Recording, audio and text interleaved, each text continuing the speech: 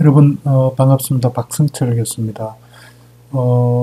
방화벽에 대해서 2시간에 걸쳐서 강의를 하려고 하는데요. 이 시간은 그 첫 시간입니다.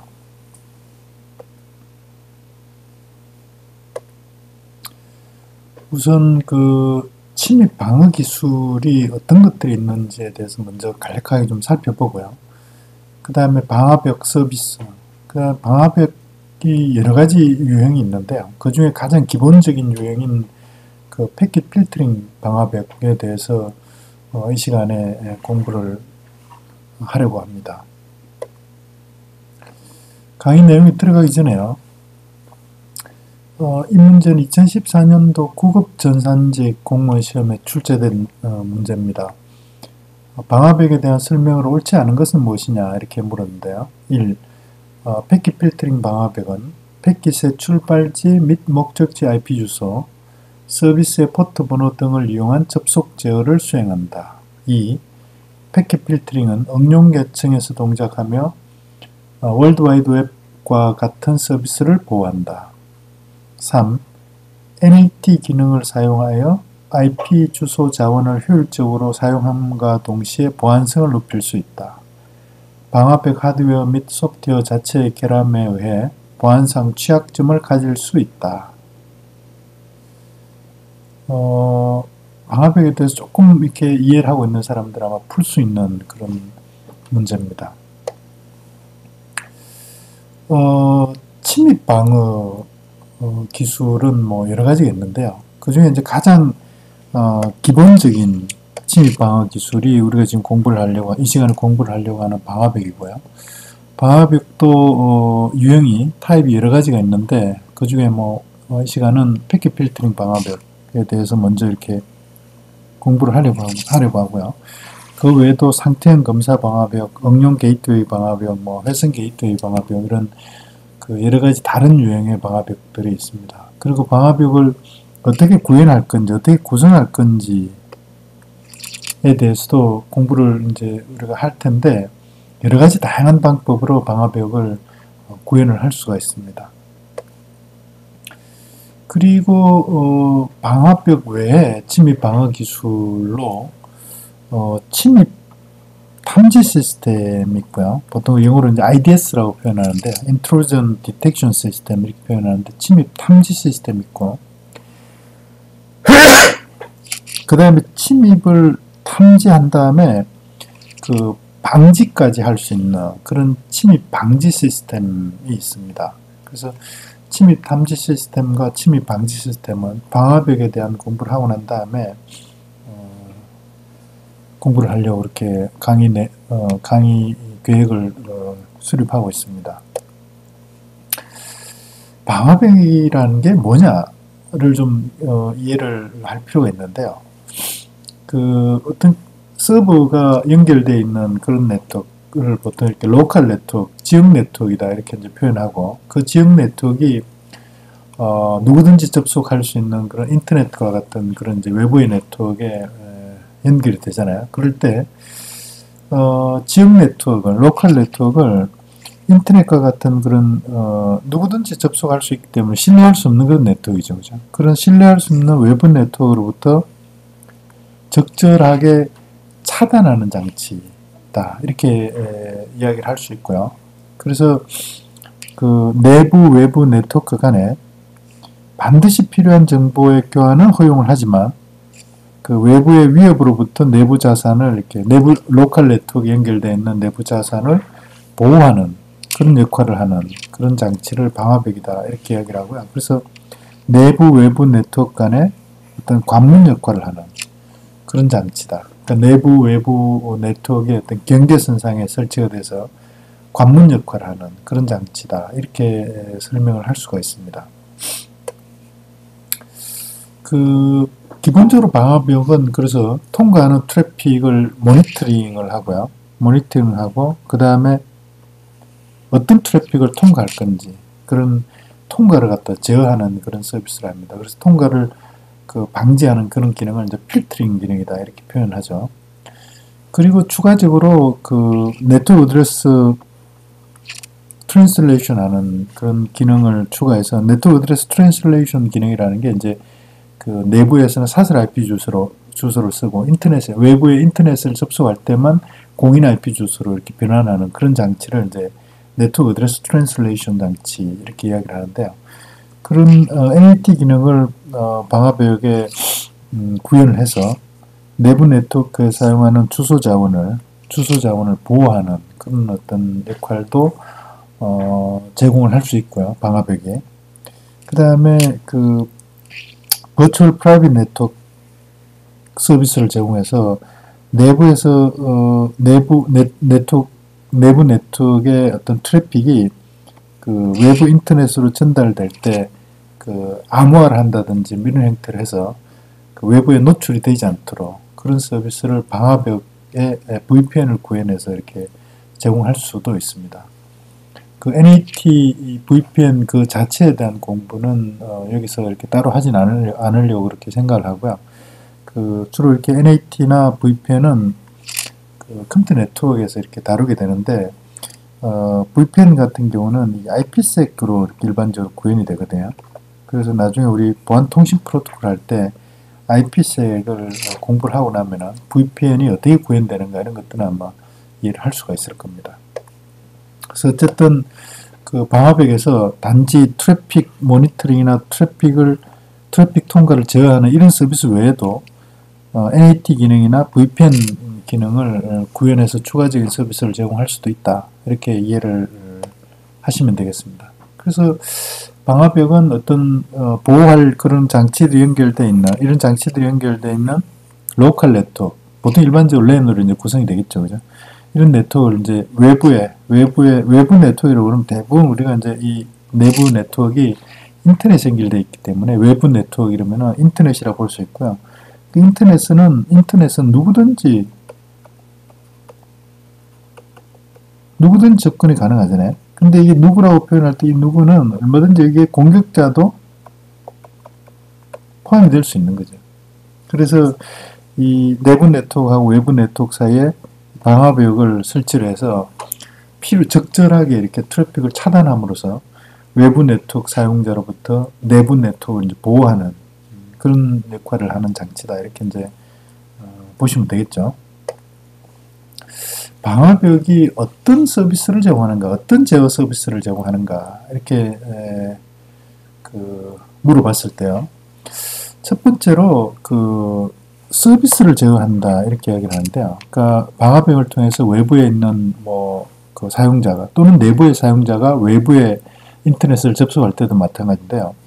어떤 네트워크 서비스를 접근할 수 있도록 허용할 건지, 예를 들면 웹 서비스를 접근할 수 있게 허용할 건지, 아니면 이메일 서비스를 접근할 수 있도록 허용할 건지, 이런 어떤 서비스를 접근할 수 있도록 허용할 건지, 또 차단할 건지 이런 것들을 제어할 수 있다는 거죠. 그래서 그 방화벽은 서비스 제어를 수행할 수 있다 이렇게 이야기를 합니다. 그래서 그 서비스 제어에 필요한 트래픽을 통과시킬 건지, 아니면 필터링 할 건지 이런 것들을 이제 그 설정을 해서 서비스 제어를 할 수 있는 거죠. 그리고 그 서비스를 제공할 때 어떤 방향으로 이렇게 서비스를 제공할 건지 이런 것까지도 이렇게 제어를 할 수 있습니다. 그래서 예를 들어서 인터넷 외부에 있는 사용자들이 내부에 있는 웹 서비스를 내부로 웹 서비스를 요청할 수 있도록 허용할 건지, 또는 내부에 있는 사용자가 외부의 웹 서비스를 요청할 수 있도록 허용할 건지, 그러니까 내부로 들어오는 방향의 서비스를 제어할 수도 있고요. 외부로 나가는 방향의 서비스를 당연히 제어할 수도 있습니다. 그래서 그 방향을 제어를 할 수도 있죠. 그래서 이 방향 제어라는 것은 네트워크 인터페이스에서 나가는 트래픽, 들어오는 트래픽을 적절하게 차단하거나 통과를 시킴으로써 이제 방향을 제어할 수 있다. 이렇게 이야기를 할 수 있고요. 그 다음에 어떤 그 서비스를 허용하더라도 그 서비스를 모든 사용자가 접속할 수 있게 모든 사용자한테 허용하지 않고 일부 사용자는 사용자 인증 기능을 통해서 이렇게 사용을 하지 못하게 이렇게도 할 수 있는 거죠. 사용자 단위로 사용자 인증 기능을 방화벽에 이렇게 구현을 해서 그 서비스 사용자를 제어를 할 수도 있고요. 그 다음에 그 사용자에 대해서 어떤 서비스의 모든 기능을 다 이렇게 허용할 수도 있고요. 아니면은 일부는 예를 들어서 뭐 그 웹 서비스 같은 경우는 웹 서버 일부만 접근하게 한다든지, 아니면 이메일 서비스 같은 경우에 예를 들어서 뭐 스팸 메일 같은 거 이런 거는 차단을 한다든지, 이런 식으로 해서 어떤 그 서비스의 특정 행위를 이렇게 제어할 수도 있습니다. 그래서 방화벽 제어 서비스는 제어 기능은 서비스 제어, 그 다음에 서비스의 방향을 제어할 수도 있고요. 서비스에 대한 사용자를 제어할 수도 있고, 그 다음에 그 서비스의 일부 행위를 이렇게 제어할 수도 있다. 이렇게 이해를 하시면 됩니다. 물론 이제 이런 것들은 트래픽 차단을 통해 필터링을 통해서 이제 실제로 구해는 되겠죠.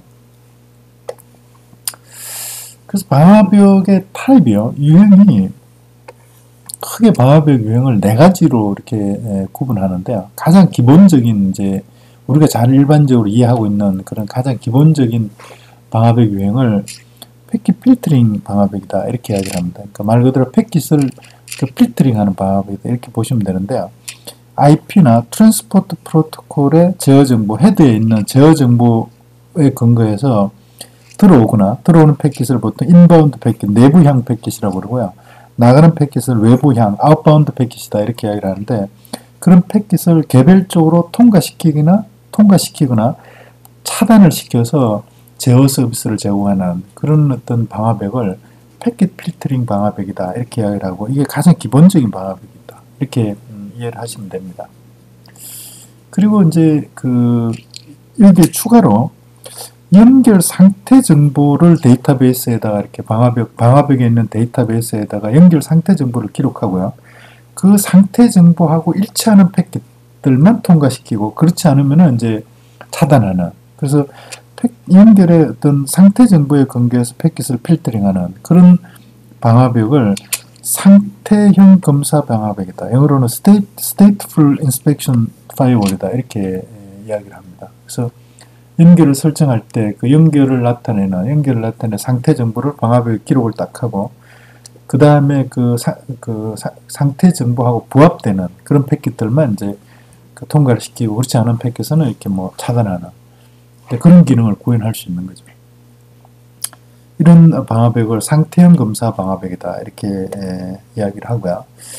그 다음에 응용 게이트웨이 방화벽은 응용 서비스 요청을 방화벽이 수신한 후에 응용 서비스를 응용 프로토콜을 해석해서 그 결과에 따라서 서비스 요청을 수용할 거면은 그 서비스 요청을 내부에 있는 응용 서버에다가, 내부 네트워크에 있는 응용 서버에다가 사용자를 대신해서 방화벽이 응용 서버에 서비스 요청을 하고요. 서비스 요청을 중계를 하는 거죠. 그런 어떤 장치인데, 이런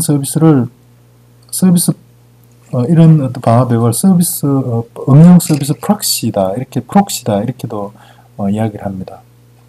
그래서 응용 게이트웨이 방화벽은 응용 프로토콜 레벨에서 이렇게 동작을 하고요.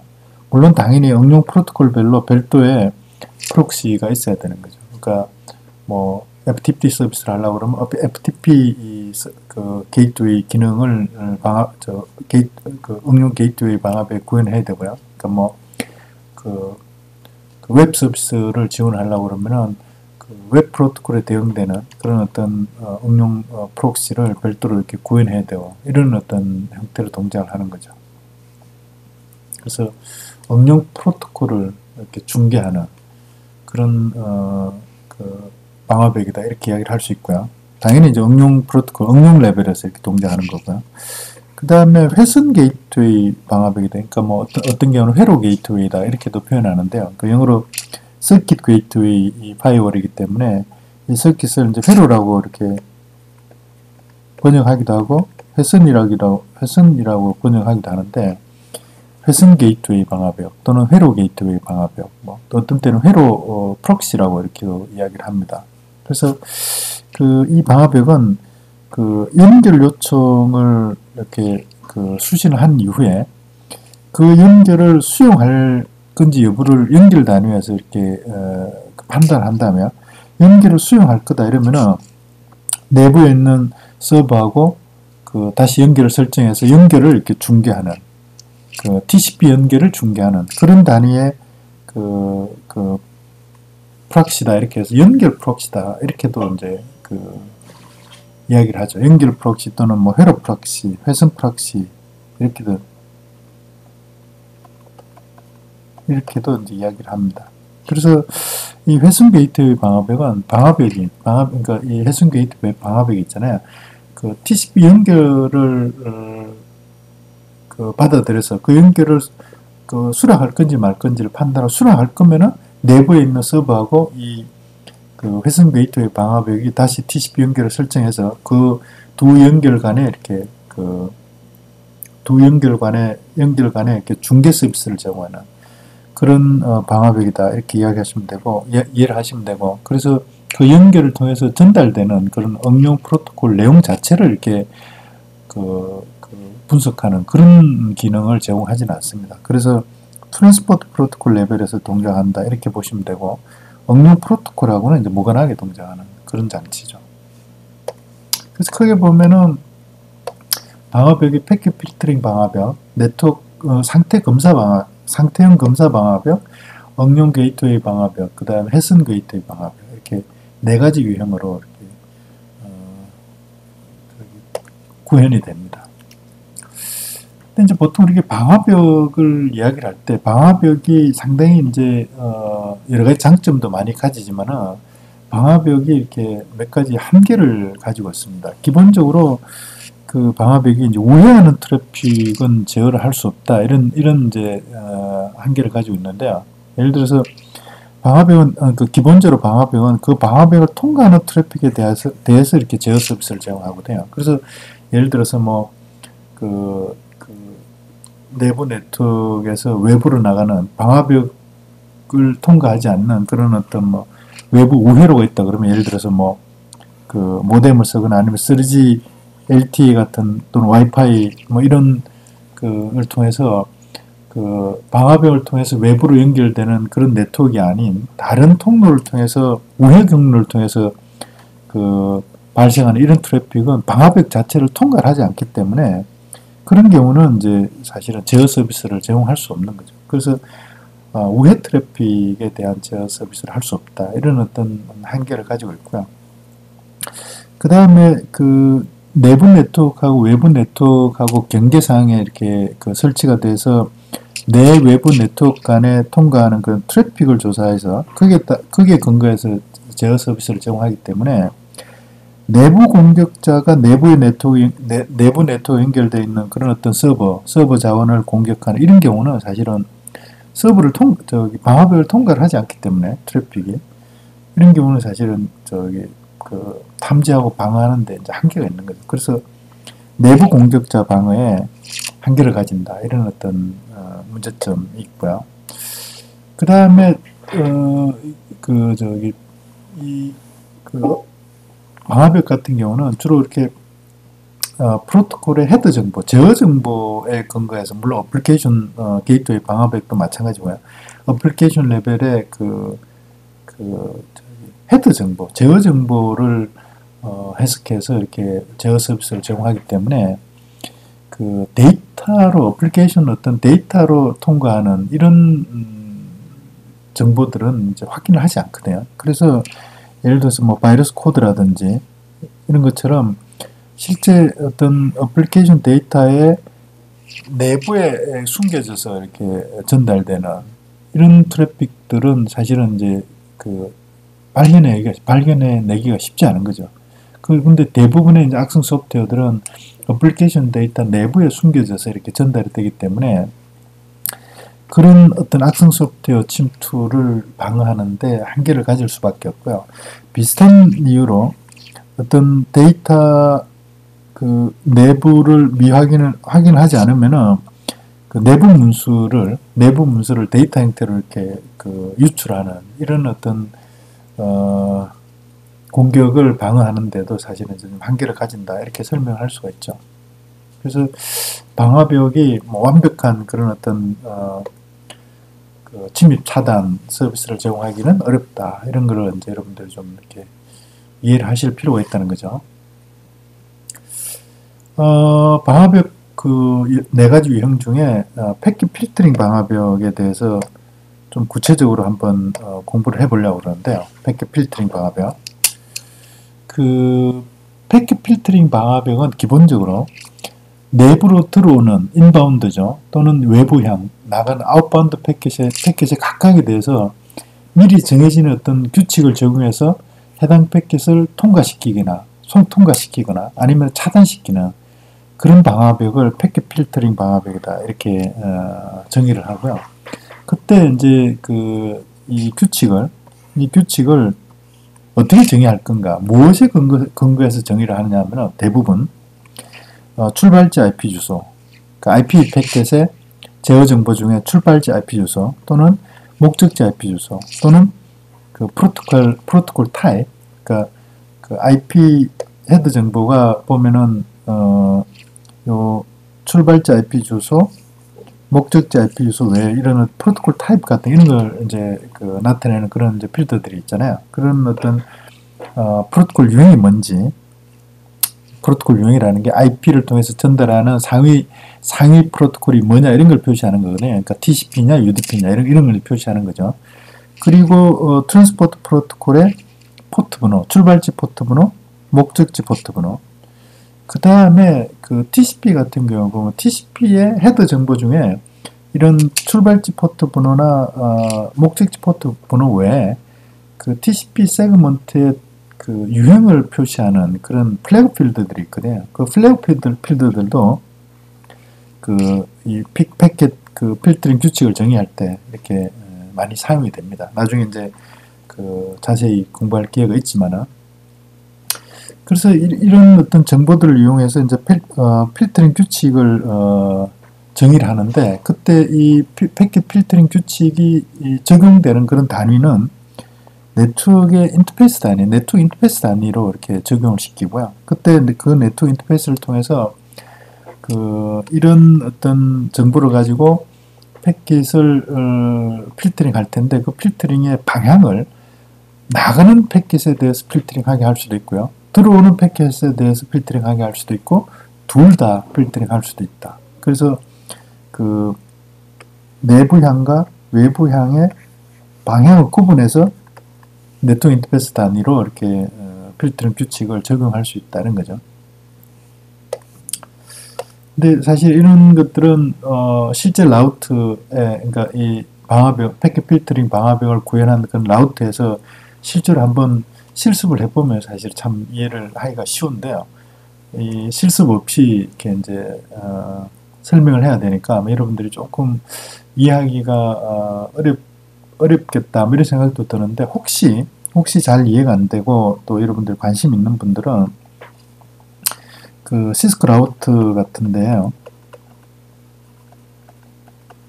시스코 라우트를 시뮬레이션 해볼 수 있는 그런 패킷 트레이스 같은 툴이 있거든요. 패킷 트레이스.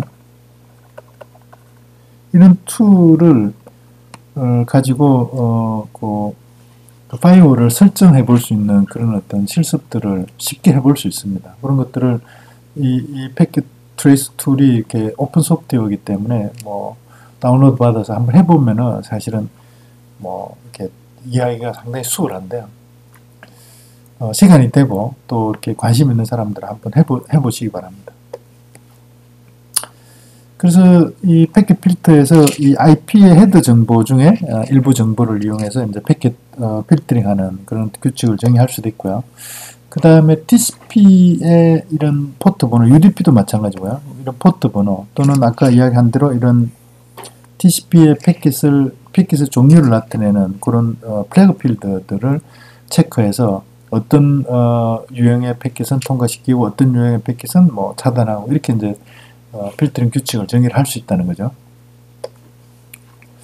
그래서 이 패킷 필터링 방화벽은 기본적으로 네트워크, 그러니까 IP 헤드나 트랜스포트 헤드, 트랜스포트 뭐 TCP나 UDP 같은 이 트랜스포트 헤드의 일정한 정보, 특정한 정보들을 사용해서 패킷을 차단하거나 패킷을 통과시키기 때문에 네트워크 레벨이나 트랜스포트 레벨에서 동작하는 그런 어떤 방화벽이다 이렇게 설명할 수 있고요. 그래서 어떤 패킷들은 통과시키고 어떤 패킷은 이렇게 차단하고 뭐에 근거해서 그러니까 필터링 규칙에 근거해서 그렇게 동작하는 방화벽이 패킷 필터링 방화벽이다 이렇게 이해를 하시면 됩니다.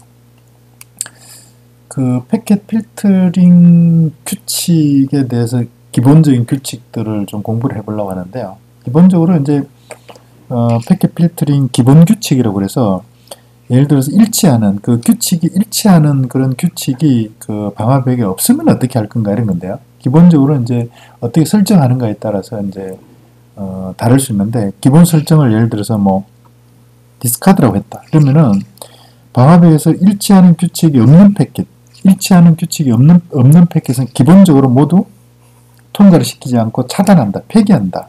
이런 원칙을 적용할 수도 있다는 거죠.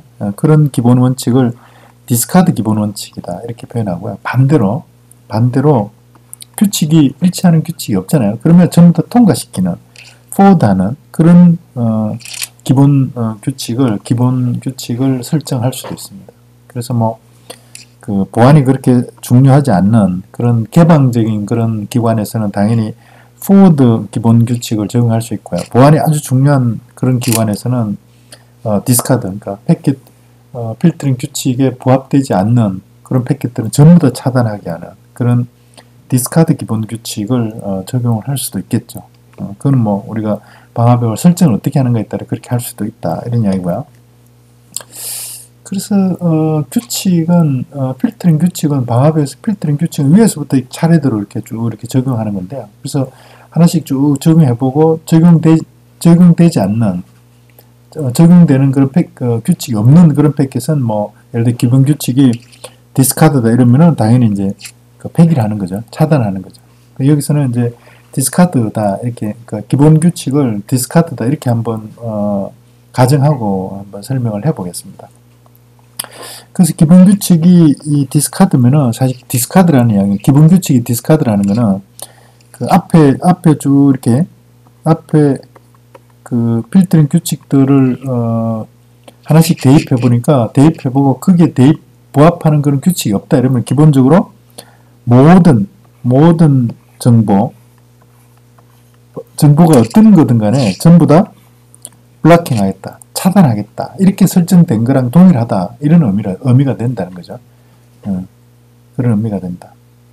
보통 이 스타트 표시가 와일드 카드라고 그래가지고요.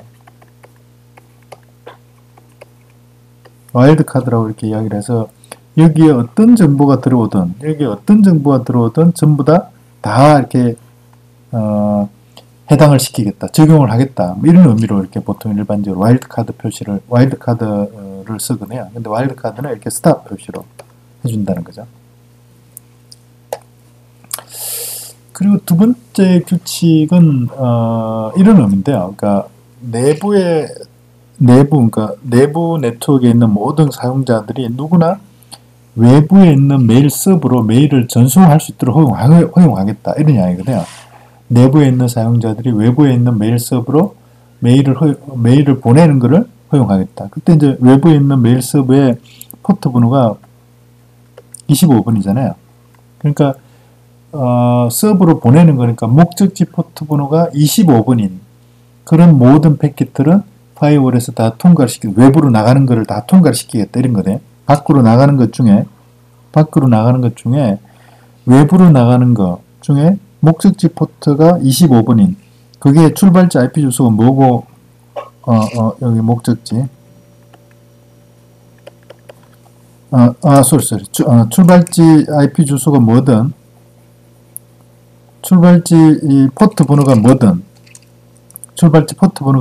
목적지 IP 주소가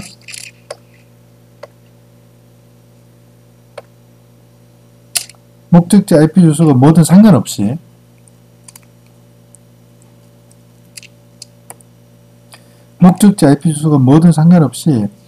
이 목적지 포트 번호가 메일 서버를 나타내는 25번이면은 전부 다 통과를 시키겠다. 밖으로 나가는 거. 그런 의미고요. 그 다음에 그 서버에서 내부로 이렇게 들어오는 것 중에 그러니까 서버에서 서버가 그러니까 메일 서버니까 그 서버에 그 서버에서 내부로 들어온다 그러면 출발지 포트 번호가 25번이 되겠죠, 그죠?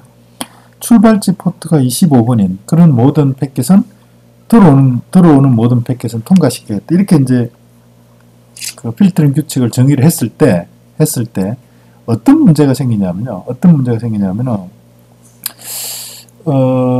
예를 들어서 외부에 어떤 서버가 사실 25번 포트를 쓰면서 예를 들어 공격자가 25번 포트인데 거기다 메일 서버를 설치하지 않고요. 자기가 만들어 놓은 그런 어떤 그 악성 서버를 설치할 수도 있거든요. 공격자가 25번 포트지만은 그 25번 포트를 사용하는 그런 서버를 메일 서버가 아닌 그런 악성 서버를 이렇게 만들어 놓는다는 거죠. 그러고는 내부에 말이죠. 어떤 식으로 그러니까 내부에 간단한 그런 악성 소프트웨어를 내부 네트워크에 침투를 시켜요. 간단한 악성 소프트웨어를 침투를 시킨 다음에 이 악성 소프트웨어가 공격자가 만들어 놓은 외부 그 서버는 25번 포트를 쓰겠죠. 그죠? 그 25번 포트를 접속해 가지고 그 25번 포트의 악성 서버에 있는 그런 그 악성 서버에 있는 그런 공격 코드, 이런 공격 코드를 다운로드하게 이렇게 만들 수 있다는 거죠. 그러니까 내부에 침투한 그런 악성 소프트웨어가 공격자가 만들어 놓은 외부에 있는 악성 서버, 그 악성 서버는 목적지 포트를 25번 포트를 쓰게 이렇게 해놓으면요. 그러면 내부의 악성 소프트웨어가 외부로 25번 포트에 있는 악성 서버를 접속할 때 그 포트가 25번이 되잖아요. 그러면은 이렇게 통과가 되는 거죠. 그리고 외부에서 들어오는 것도 이렇게 통과가 되고, 왜냐하면 외부의 그 악성 서버에서 출발지 포트 번호가 25번이 되니까 통과가 되잖아요. 이런 이제 규칙을 단지 이렇게만 정의해 놓으면은 그런 문제가 발생할 수도 있다 이런 거죠. 내부에 침투한 악성 소프트웨어가 외부의 공격자가 만들어놓은 25번 포트를 사용하는 그런 악성 서버를 접속하게 이렇게 허용하는 그런 규칙이 될 수도 있다는 거죠. 이런 규칙이다.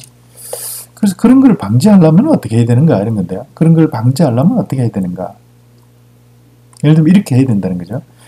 그 외부로 나가는 메일을 보낼 때 외부로 나가는 이런 25번 포트는 허용하되, 외부로 나가는 것도 허용하되, 내부로 들어오는 거는 내가 외부로 보냈을 때 그 TCP 패킷에 대한 확인 패킷, 에크 패킷만 그 출발지 포트 번호가 25번일 때 이때 모든 패킷을 다 통과시키는 게 아니고 데이터 패킷 같은 이런 걸 다 통과시키는 게 아니고 외부로 보낸 패킷에 대한 확인 패킷, 에크 패킷만 통과시키겠다. 그래서 이 플래그, TCP의 플래그가 에크 비트가 설정되어 있는 이런 에크 패킷만 통과시키겠다. 이렇게 이제 설정을 해야 된다는 거죠. 메일에 대해서만 이렇게 한다고 그러면은. 이렇게 이제 패킷 필터링을 이렇게 설정하면은 앞에 이렇게 설정했을 때의 문제를 이제 해결은 가능하다. 이렇게 볼 수 있는 거죠. 근데 이제 이거는 이제 메일에 대해서만 그런 거고요. 메일에 대해서만 그런 거고. 예를 들어서 이 3번 규칙을 확장해서 내부에 있는 사용자가 외부에 있는 메일 서버만 접속하는 게 아니고 모든 서버를 다 접속하도록 이렇게 허용하고 싶다. 이럴 때 어떻게 하면 되는가? 이런 거죠. 그러면은 목적지 포트 번호가 25번만 이렇게 허용을 하면 안 되겠죠. 그죠? 그래서 모든 서버를 다 허용해야 되니까 목적지 포트의 포트 번호도 25번 외에 뭐 다른 까지 허용해야 되니까 와일드카드를 이렇게 설정한다고 했죠. 나가는 거는 다 통과를 시켜야 돼. 나가는 거는. 그리고 이 외부로 나갈 때 있잖아요. 외부로 나갈 때 그때 그 패킷에 대한 내부로 들어오는 에크 패킷을 다 통과를 시켜줘야 되겠죠. 에크 패킷. 근데 에크 패킷만 통과를 시키면 안 되는 게요. 그러니까 예를 들어서 내가 외부에 그 서버를 접속할 때 외부의 서버를 접속하는 패킷, 외부로 나가는 패킷에 대한 에크 패킷도 내가 받아들여야 되지만은 외부 서버가 내부에 있는 예를 들어 웹 브라우저한테 웹 페이지를 다운로드 할 수 있고요. 또는 예를 들어서 FTP 서버 같으면은 FTP 파일을 다운로드 할 수도 있잖아요. 데이터가 사실은 내부로 들어와야 되는 거죠. 그래서 보통 이렇게 서버를 접속할 때 이제 내부에 있는 클라이언트하고 여기 있는 서버하고 이렇게 서버를 접속하고 서버에서 클라이언트로 이제 데이터를 전송할 수도 있는데, 이때 포트 번호를 외부의 서버를 접속할 때 사용하는 포트 번호는 이제 표준 포트 번호를 쓰고요. 표준 포트 번호를 쓰고, 내부 클라이언트는 표준 포트 번호가 아닌 임의의 포트 번호를 할당하거든요. 그러니까 비표준.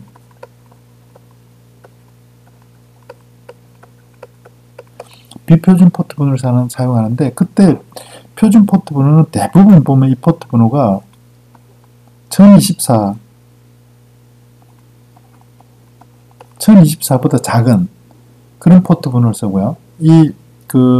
대신 이제 비표준 포트 번호는 1024보다 크거나 같은 이런 포트 번호를 쓴다는 거죠. 그래서 내부로 들어오는 이런 에크 패킷에 대해서만 이렇게 통과를 시킬 뿐만 아니라, 내부로 들어오는 데이터 중에 이런 비표준 포트 번호를 쓰는 그런 클라이언트에서 사용하는 포트 번호, 이게 이제 클라이언트 포트 번호 또는 영어로 이페미널 포트 번호 또는 임시 포트 번호 이렇게 이야기를 하는데, 그런 임시 포트 번호로 어떤 파일을 다운로드 한다거나 웹페이지를 다운로드 할 때 그 데이터들도 사실은 통과를 시켜줘야지만 정상적인 그런 외부 서버를 접속하는 그런 서비스를 수행할 수 있거든요. 그래서 내부로 들어오는 것 중에 포트 번호가, 목적지 포트 번호가 서버에서 이렇게 내부로 들어오는 그런 트래픽을 통과시켜야 되니까, 목적지 포트 번호가 1024보다 크거나 같은 이런 포트 번호를 가진 패킷들을 이제 통과시키게 이렇게 설정을 해야지, 내부에 있는 모든 사용자가 외부에 있는 모든 서버를 접속을 하도록 이렇게 허용하는 그런 서비스가 실제로 이렇게 실행이 될 수 있게 이렇게 보장을 할 수 있는 거죠. 그래서 이 클라이언트하고 서버 사이에 포트 번호를 어떻게 설정하는가 이렇게 할 때, 이제 클라이언트 쪽은 비표준 포트 번호를 쓰는데, 그 비표준 포트 번호는 연결을 설정할 때 표준 포트 번호보다 큰, 그러니까 1024보다 큰 임의의 포트 번호를 할당한다 이렇게 보시면 되고요. 서버는 항상 고정되어 있는 그런 표준 포트 번호를 사용한다 이렇게 이제 이해를 하시면 돼요.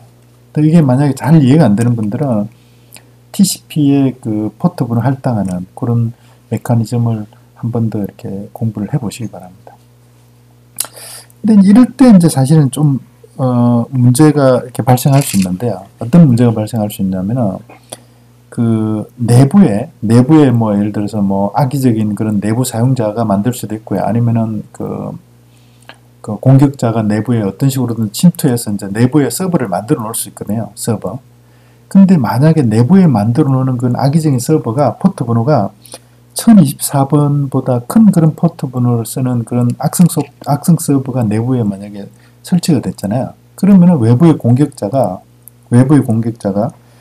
목적지 포트 번호가 1024번보다 큰 그런 포트 번호를 사용하는 이 악성 서버를 접속하고자 할 때 그런 패킷을 다 이렇게 통과시켜준다. 이렇게, 그죠? 요거보다 큰 목적지 포트 번호가 1024보다 큰 모든 패킷은 다 통과를 시켜버리기 때문에 이 방화벽에, 그러니까 외부의 공격자가 내부에 어떤 식으로든지 간에 내부에 설치되어 있는 그런 1024번 포트보다도 큰 포트 번호를 사용하는 그런 악성 서버를 접속하고자 할 때 이 규칙 가지고는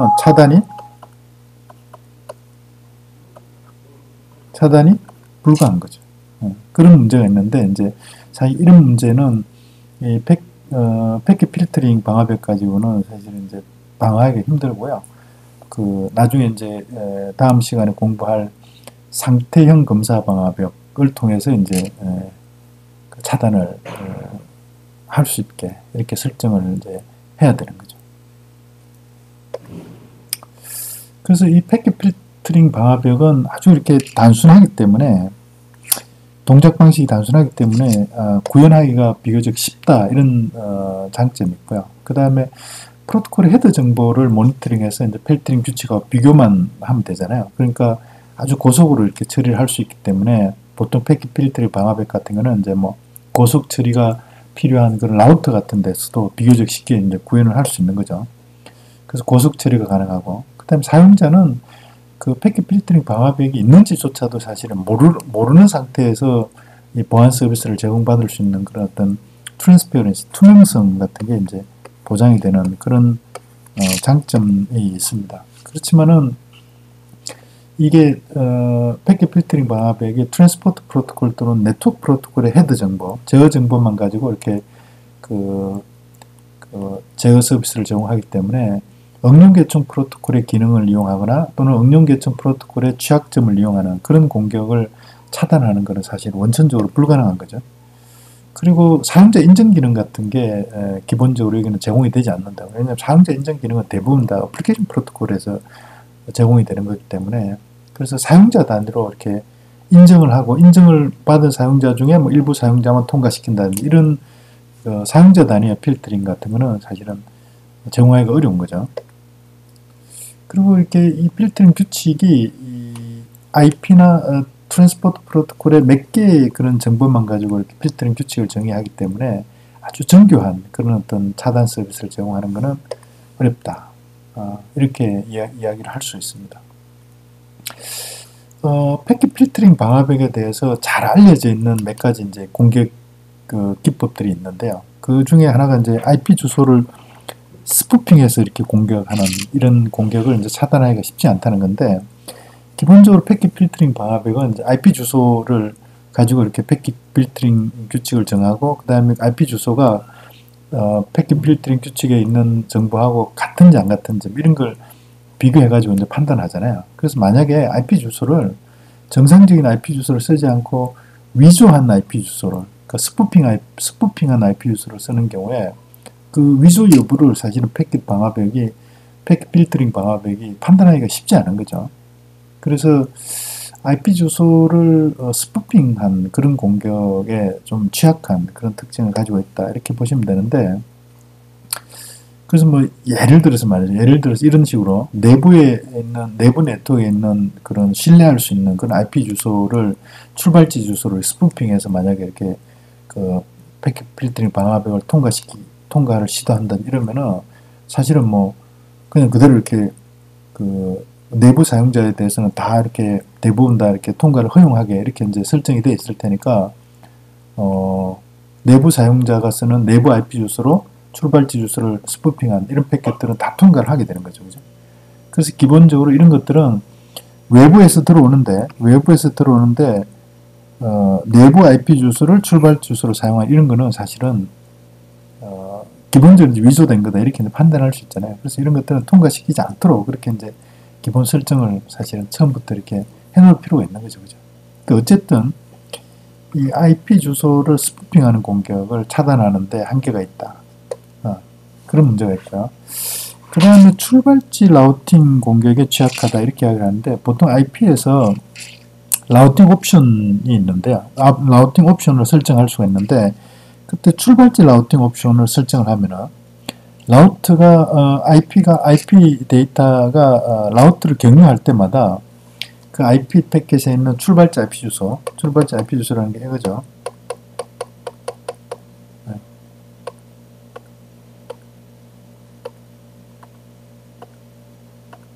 출발지 IP 주소 이거잖아요. 이거 출발지 IP 주소 필드. 이 출발지 IP 주소를 라우트를 통과할 때마다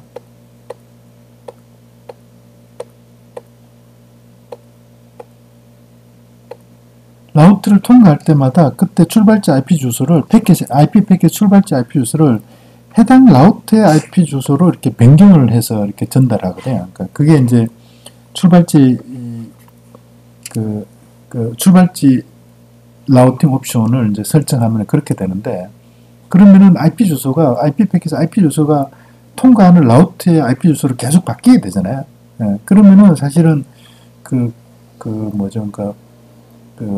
패킷 필터링 방화벽에서 어떤 IP 주소를 차단하게 이렇게 설정을 하더라도 그 IP 주소가 라우터를 통과할 때마다 계속 바뀌기 때문에 사실은 정상적으로 이렇게 그 공격자가 사용하는 IP 주소, 공격자 IP 주소를 가지고 그 필터링 하는 게 사실 쉽지 않은 거죠. 계속 바뀌기 때문에. 그래서 출발지 라우팅 옵션 자체는 출발지 라우팅 옵션을 사용하는 그런 모든 패킷을 차단하지 않는다 하면은 사실 출발지 라우팅 공격을 차단하기가 쉽지 않다. 이렇게 볼 수 있겠죠. 그죠? 그 다음 또 하나가 이제 그 패킷 단편화 공격에 취약하다 이런 건데, 패킷 단편화라는 게 IP에 패킷이 클 때 그 IP를 이렇게 잘라서 보내는, 그러니까 프래그멘테이션에서 단편화시켜서 보내는 그런 작업을 이제 패킷을 단편화한다 이렇게 이야기를 하는데, 그런 패킷 단편화를 이용해서 공격하는 그런 패킷 단편화 공격에 취약하다 이런 건데요. 그러니까 이게 필터링 하려고 그러면 기본적으로 그 필터링 규칙에 부합되는 그런 정보가 그 패킷에 일단 담겨 있어야지 사실 비교할 수 있잖아요.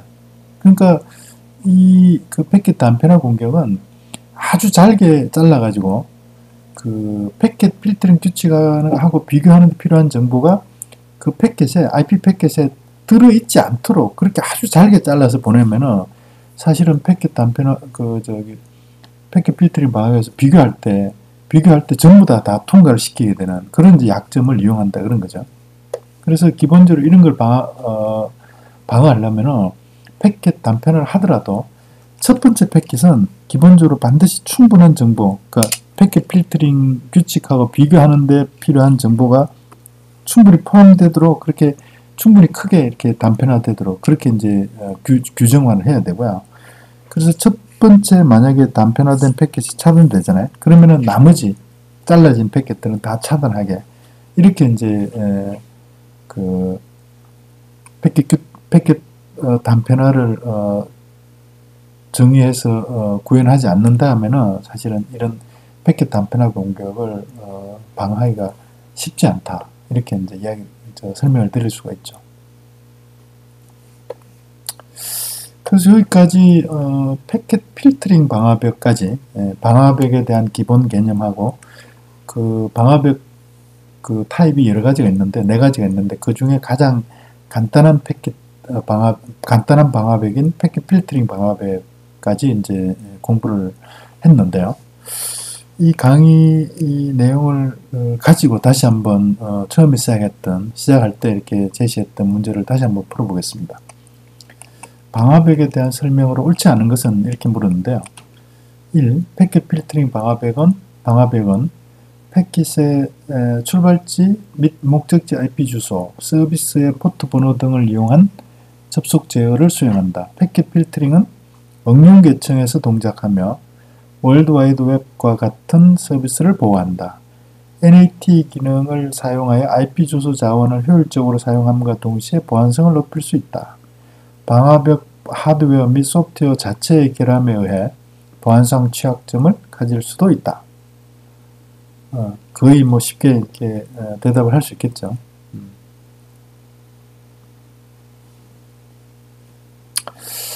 이렇게 해서 방화벽에 대한 기본적인 그런 공부를 해봤는데요. 이게 이제 그 IP의 제어 정보, TCP의 제어 정보들을 이용하기 때문에 IP 제어 정보하고 TCP 제어 정보에 대해서 잘 이해를 못하고 있는 이런 사람들은 조금 이렇게 이해하기가 어려울 수도 있는데, 만약에 그런 사람들이 있다 그러면은 컴퓨터 네트워크의 IP 부분하고 컴퓨터 네트워크의 그 IP 부분하고 TCP 부분, 또 UDP 부분을 한번 이렇게 읽어보시면은 좀 더 이해하는 데 수월하지 않을까 그렇게 생각합니다. 여러분들 수고 많았습니다.